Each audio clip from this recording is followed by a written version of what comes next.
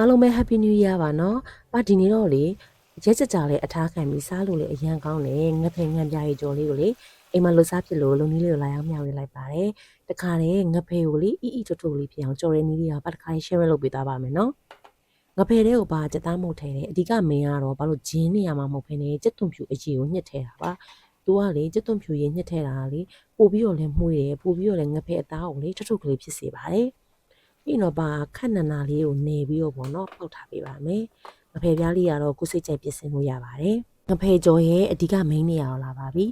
အပူမှမပေးထားတဲ့အိုးထဲမှာပါရိုစီကိုအရင်ဆုံးထည့်မယ်ပေါ့နော်ထည့်ပြီးဆိုလို့ရှိရင်ခုနကပြထားတဲ့ငဖယ်လေးတွေကိုတစ်ခါလေးထည့်မယ်ပြီးရင်တော့ကြက်သွန်ဖြူအရည်ကိုအနည်းငယ်ညှစ်ထည့်မယ်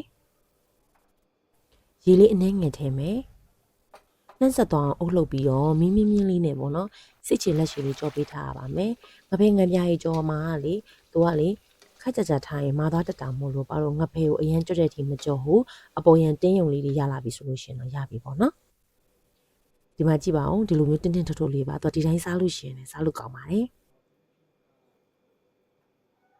ငံပြားကြီးကြော်ရဲ့အဓိကအသက်ကလေကြက်သွန်ကြီးစစ်တက်တာပေါ့နော်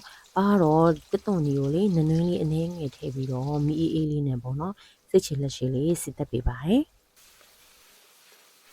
မီးအလဲလောက်ကလေးထားပြီးတော့လေဒီလိုမျိုးပေါ့နော်ခဏလေးကိုပေါ့နော်ဘာလို့မကြခဏလေးမှုပြီးတော့စိတ်ချလက်ချကြော်ထားပေးရပါမယ်။အနည်းငယ်ပေါ့နော်ညှိုးသွားပြီးစိတ်ချက်ကလေးကစပြီးတော့မှုလာပြီးဆိုရင်တော့ပါတော့ကြက်သွန်ဖြူလေးတွေပါတစ်ခါလေးထည့်ပြီးတော့စစ်တက်ပါတယ်။ကြက်သွန်ဖြူလေးကိုဒီတိုင်းမှာပဲမီးလေးကိုအလဲလောက်ကလေးထားပြီးတော့ပါတော့စိတ်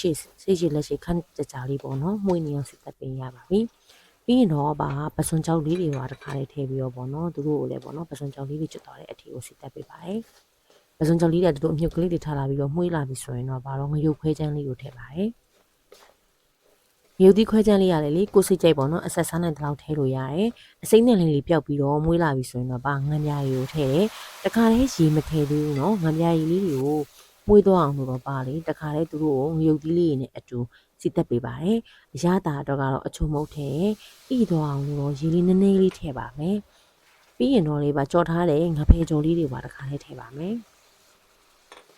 ပြီးရင်တော့ရေခမ်းသွားပြီးတော့ပေါ့နော်စီပြန်လာတဲ့အထီပါကိုခက်ကြလေးချက်ထားပေးရပါမယ်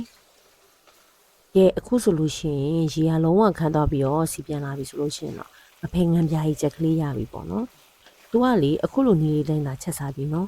မှုဆက်ကလေးနဲ့တော်တော်လေးလဲစားလို့ကောင်းတယ်။ပါဆိုလို့ရှိရင်လေတစ်ခါလောက်ချက်ထားပြီးလို့ရှိရင်ကိုဟင်းမချက်ချင်တဲ့နေ့တကြလို့ရှိရင်ထမင်းပူလေးနဲ့နေစားလိုက်အနှစ်ဟင်းနေမစားချင်တဲ့နေ့ကြလို့ရှိရင်ဒီလိုပုံစံမျိုးလေးချက်စားကြည့်ကြပါဦးနော်။အားလုံးပဲစကောင်းကြပါစေရှင်။